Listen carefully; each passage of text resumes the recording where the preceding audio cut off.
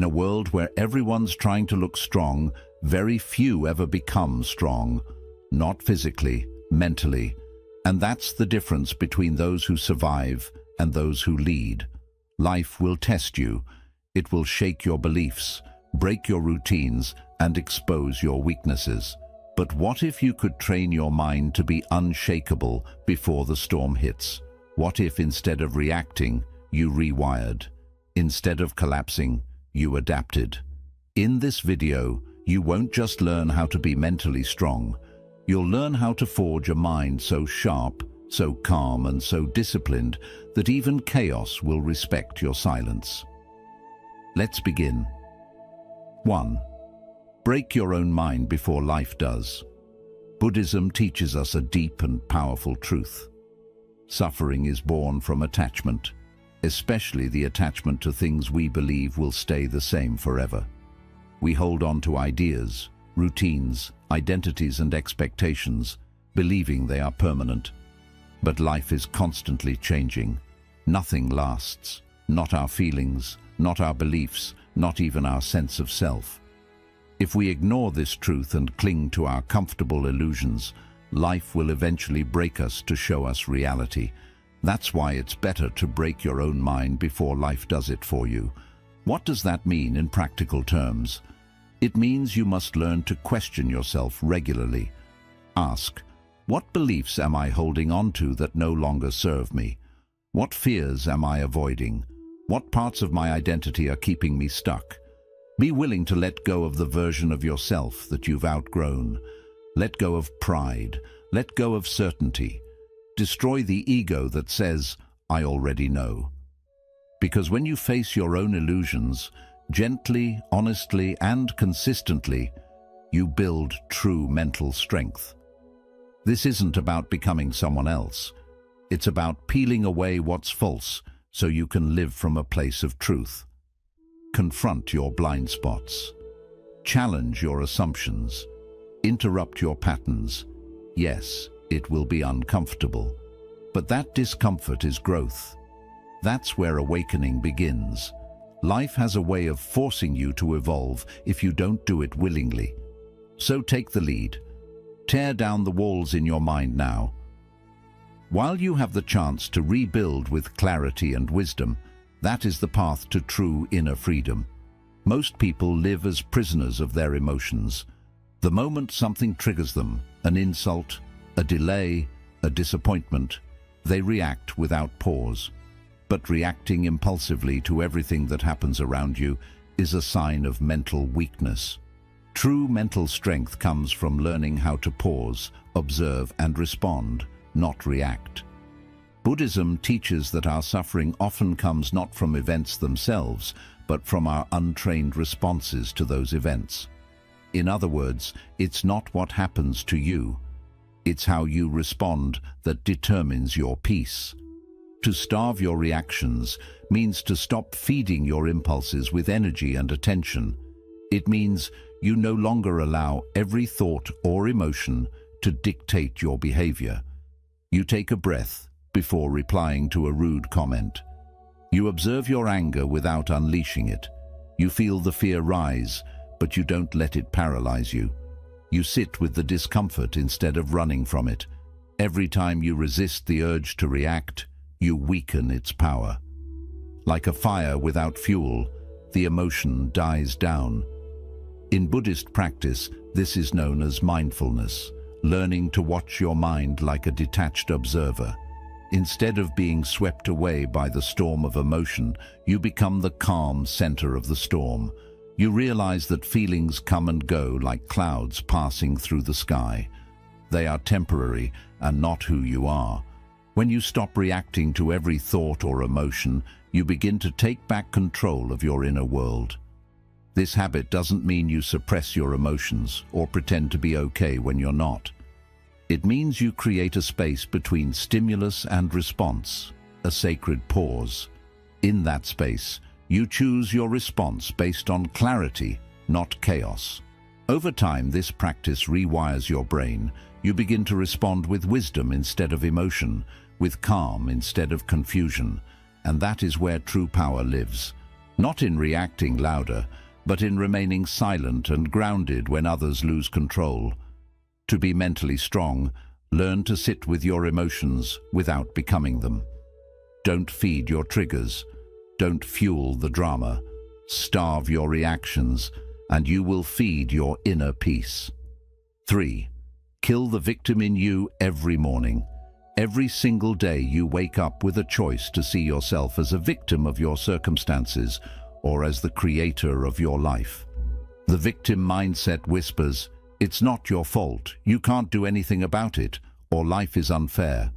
And while those words might feel comforting for a moment, they are dangerous, because the longer you believe them, the more powerless you become. Buddhism teaches that liberation begins with responsibility, taking full ownership of your thoughts, emotions, and actions, regardless of what the world throws at you. To kill the victim in you every morning means to start your day by refusing to identify with weakness, blame, or self-pity. It means recognizing that while you cannot control everything that happens to you, you are always responsible for how you respond. This is not about denying pain or pretending everything is fine. It's about refusing to let that pain define you. The victim mentality is subtle.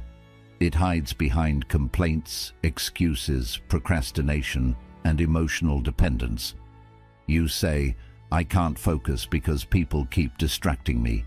You say, "I can't grow because no one supports me."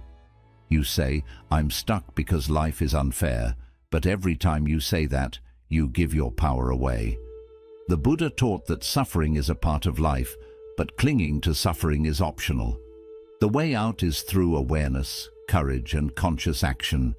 Each morning before you check your phone or dive into the chaos of the day, take a moment to center yourself. Remind yourself, "I am not a victim. I am not my past. I am not my excuses." Breathe in responsibility. Breathe out blame. Stand tall in your ability to respond with strength, no matter how difficult your circumstances are. Mentally strong people don't wait for someone to save them. They rise. They confront their story. They rewrite it. They know that nobody is coming, and that's exactly why they must lead themselves. So kill the victim in your mind before it begins to speak. Replace it with a warrior, a presence that acts, chooses, and takes full responsibility for its path. 4. Train your mind to love boredom. In today's world, boredom is treated like a disease. The moment we feel even a second of stillness or silence, we reach for our phones, open a tab, scroll endlessly, or distract ourselves with noise. But what if boredom wasn't your enemy? What if boredom was your training ground? Buddhism teaches that peace, wisdom, and true self-understanding arise not in moments of excitement, but in moments of silence. It's in stillness that the mind reveals its truth. To train your mind to love boredom means to sit with yourself without needing constant stimulation. It means practicing presence in the simplest, most ordinary moments of life, waiting in line, sitting alone in a room, walking without headphones. Why? Because when you remove all external stimulation, your mind starts to surface its deeper patterns. You begin to notice your cravings, your restlessness, your thoughts, and your emotional attachments, and with that awareness comes the power to change. In Buddhist meditation, boredom is not seen as a problem, it is a doorway. When the mind says, "This is boring," it's not because the moment lacks meaning, it's because the ego is uncomfortable without distraction. The ego wants to be entertained, stimulated, validated, but your higher self, the calm, observing consciousness, knows that the ability to sit in boredom without resistance is the foundation of mental mastery. Think about it. If you can't sit still for 5 minutes without reaching for a screen, how will you handle real adversity?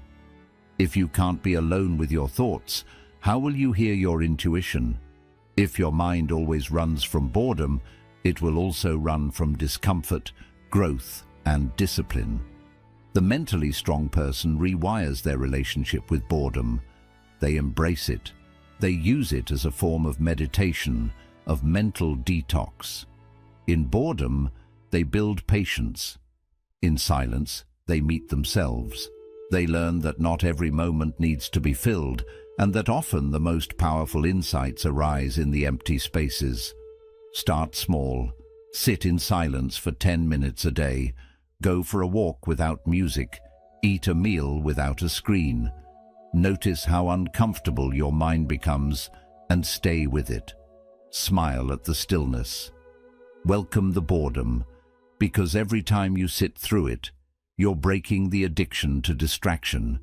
You're becoming less reactive, more present, and infinitely stronger inside. To love boredom is to befriend your mind, and once you learn to be still, there is nothing the world can throw at you that you cannot handle with calm and clarity. 5. Become the observer, not the victim. One of the greatest teachings in Buddhism, and one of the most liberating realizations you can ever have, is this: you are not your thoughts. You are not your emotions. You are not your mind. You are the one who observes it all. Most people go through life completely identified with the voice in their head.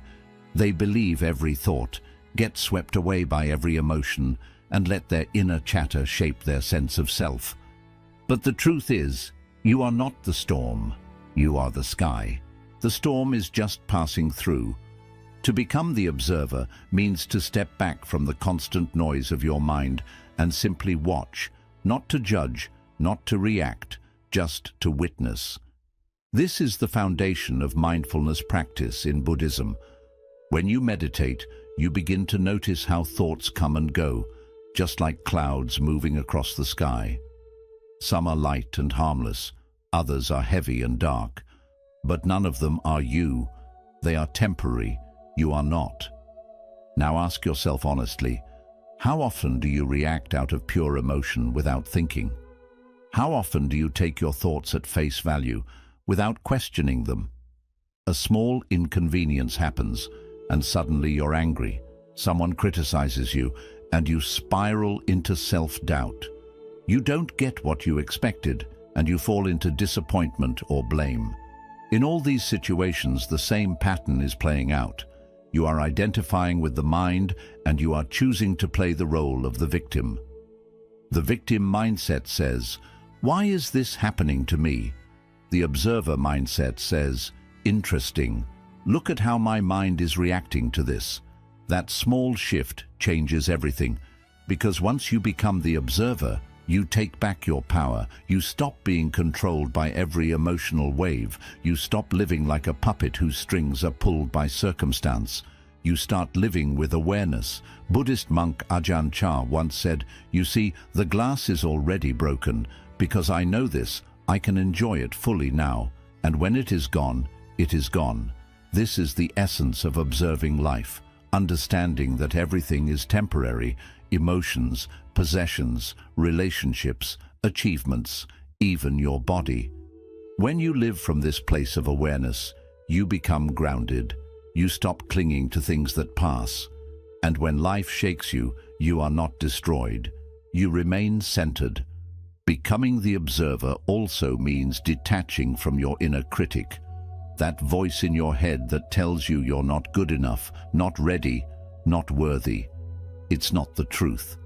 It's just a habit of thought formed over years. You don't have to argue with it. You don't have to believe it. You just have to watch it like watching a bird fly by.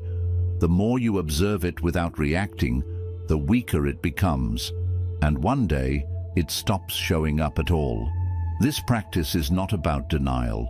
It's not about pretending your emotions don't exist or suppressing your pain. In fact, it's the opposite. You feel everything, but you don't drown in it. You sit with your fear. You breathe through your sadness. You acknowledge your anger, but you no longer become those emotions. You witness them as part of your human experience, and you let them go when they've run their course. When you live as the observer, something amazing happens. Your mind becomes your tool, not your master. You choose your responses. You protect your peace. You don't need to prove yourself because you are no longer caught in the illusion of the ego. You don't need constant validation because your self-worth comes from awareness, not opinion. You don't crumble under stress because you no longer take life so personally. So how do you begin? You start by noticing. Throughout your day, take moments to pause. Ask yourself, what am I thinking right now? What emotion am I feeling? What triggered it? Don't try to change it. Just observe it. Watch your mind like you would watch a movie. With time, you'll begin to see the patterns. You'll notice how your thoughts pull you into the past or project fear into the future. You'll see how your mind loves to create stories and how most of those stories aren't even true. Then, take a deep breath and return to the present. This moment is the only reality. Everything else is a thought. As you practice this more and more, you'll develop an unshakable calm. You'll be able to sit in chaos without losing your clarity. You'll be able to feel emotion without being dominated by it. And you'll realize the most important truth of all. Your awareness is stronger than anything your mind can create. To become mentally strong, you must stop identifying with every fear, every doubt, every passing feeling. You must sit above the storm, not inside it. You must become the watcher of your mind, not the victim of it. This is the essence of true power. Still, present, untouchable. 6. Respect your own boundaries, like a king. One of the most overlooked signs of true mental strength is the ability to honor and protect your own boundaries.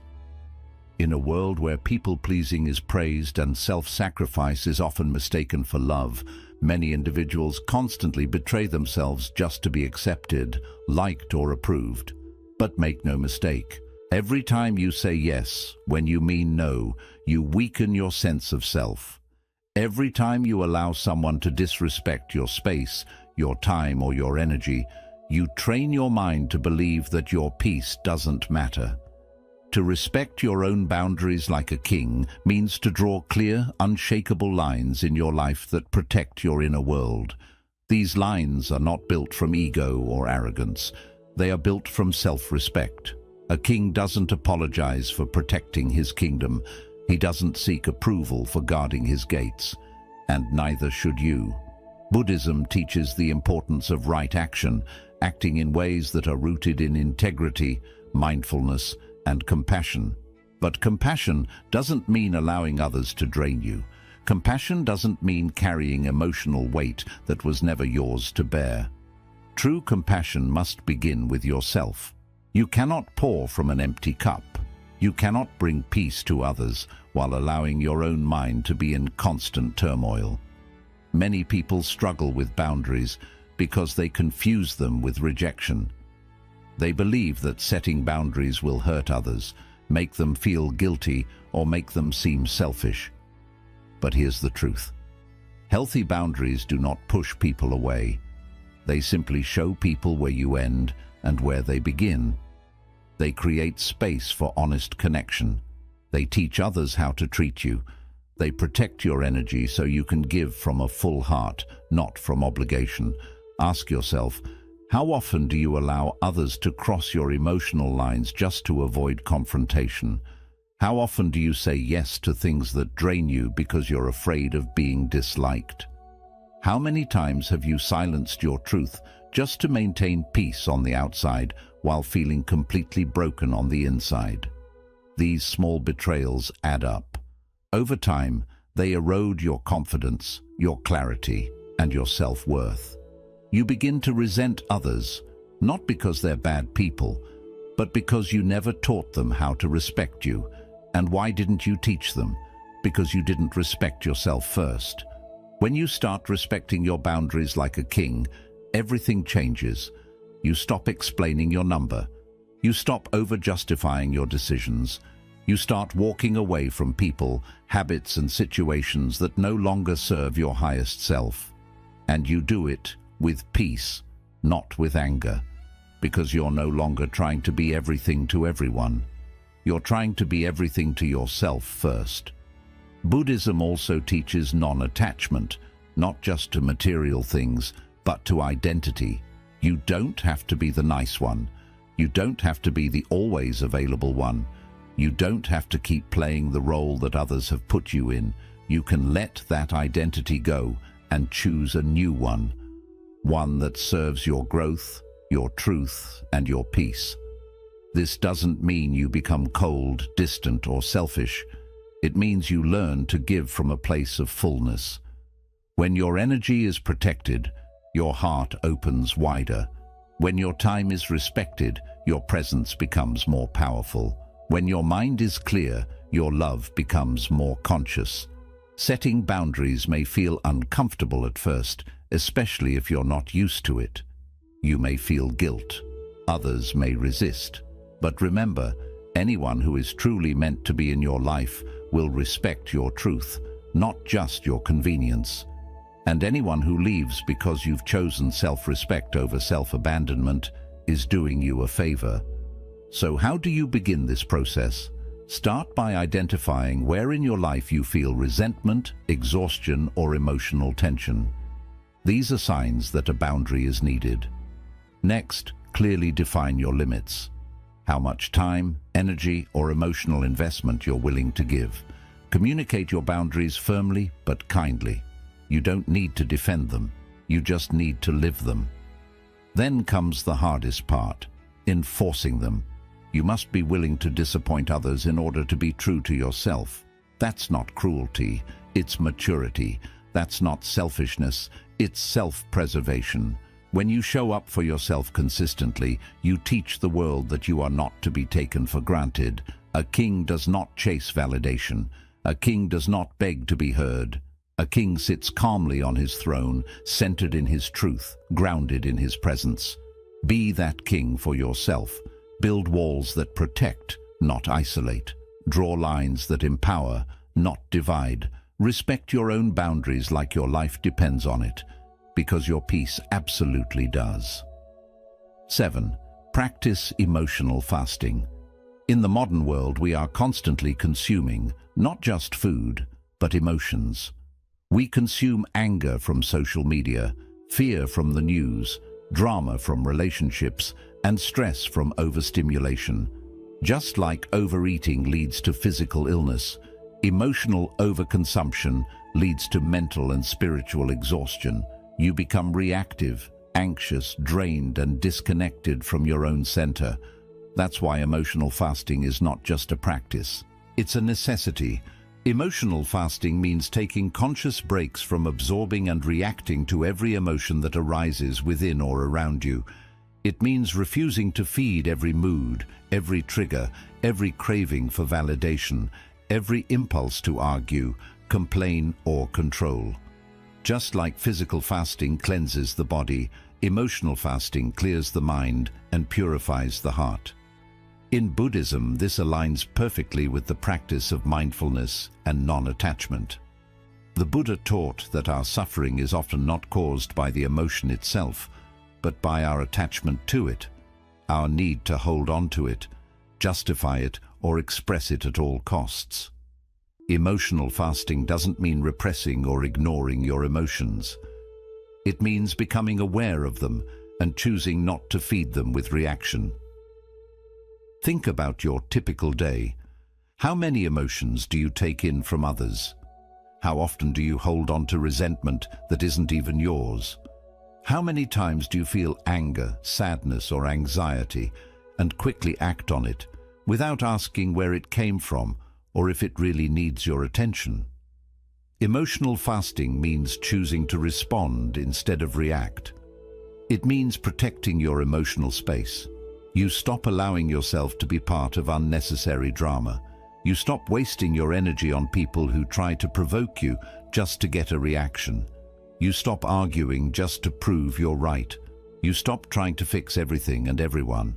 You start to realize that peace doesn't come from controlling everything around you. It comes from learning to manage how you react to it. Start with small steps. Begin your day with a clear intention. Today I will not feed my anger. Today I will watch my emotions without becoming them. When something sets you off, take a deep breath. Ask yourself, does this feeling need to be fed or just felt and let go? You'll be surprised at how much strength you gain just by pausing. Another way to practice emotional fasting is by stepping away from emotional noise. Take a break from media, from toxic talks, and from places that keep stirring up negativity. Make small silent moments during your day, times when you return to yourself. Focus on your breath and notice how you truly feel underneath all the noise. This isn't running away, it's emotional care. Just like you clean your body, you also need to clear your emotional space. Emotional fasting also means not feeding off others emotionally. Many people unknowingly use relationships to unload feelings they haven't worked through. They snap, complain, blame, or look for comfort, not to heal, but to avoid facing their own inner work. When you practice emotional fasting, you stop needing others to manage your feelings. You take full control of your inner world. You learn to stay with discomfort instead of pushing it away. This doesn't mean you become cold or emotionally shut off. In fact, the truth is just the opposite. Emotional fasting makes room for deeper and more mindful connection. When you're no longer led by emotional reactions, you show up with calmness, awareness, and kindness. You listen more, speak less, and stop taking things too personally. You start to see that everyone is facing their own struggles, and not everything needs a reaction from you. Buddhism teaches the value of equanimity, a calm and steady mind that doesn't rise or fall with every emotion. Emotional fasting helps build that equanimity. It reminds you that emotions are like the weather. They come and go. Some days are cloudy and rough, others are sunny and light. But you are the sky. You are always present, watching and aware, unchanged at your center. There is deep wisdom in holding back. Just because you feel something doesn't mean you have to act on it. Just because someone offends you doesn't mean you need to reply. Just because the world is loud doesn't mean you have to raise your voice too. Real strength isn't in reacting. It lives in the quiet space between what happens and how you respond. So take a day, an hour, or even a few minutes to emotionally fast. No reacting, no explaining, no proving, just observing, just breathing, just being. Over time, you'll notice your emotional strength growing. You'll be less shaken by chaos, more steady in peace, and more in touch with your higher self. Emotional fasting doesn't mean being without feelings. It means having control over them. It means choosing which emotions are worth your energy and letting the rest drift by like clouds. It's about quieting the noise so you can hear the voice of your own soul. Practice emotional fasting and you'll see that your greatest power isn't in how strong your emotions are, but in how calmly you respond. True mental strength isn't about looking tough on the outside. It's about being steady and unshakable on the inside. This strength isn't built through ego, anger, or pretending to have it all figured out. It's built quietly, in the unseen moments when you choose stillness over reaction, discipline over ease, and truth over illusion. Each of these habits, calming your mind, holding back reactions, letting go of the victim role, accepting boredom, becoming the watcher, honoring your limits, and stepping away from emotional chaos, leads you back to your inner strength. Not the kind of power that controls others, but the kind that gives you full control over yourself. Buddhism teaches us that the mind is everything. What you think, you become. What you choose to practice each day, the small, steady acts of awareness, patience, and self-respect, shape your whole future. You don't become mentally strong all at once. You build that strength each time you choose growth instead of comfort, stillness instead of noise, and awareness instead of reaction. Keep making that choice. Keep rising. And remember, your true strength isn't in how loudly you roar. It's in how deeply you sit in stillness while the storm rages, and smile, knowing it can no longer reach you.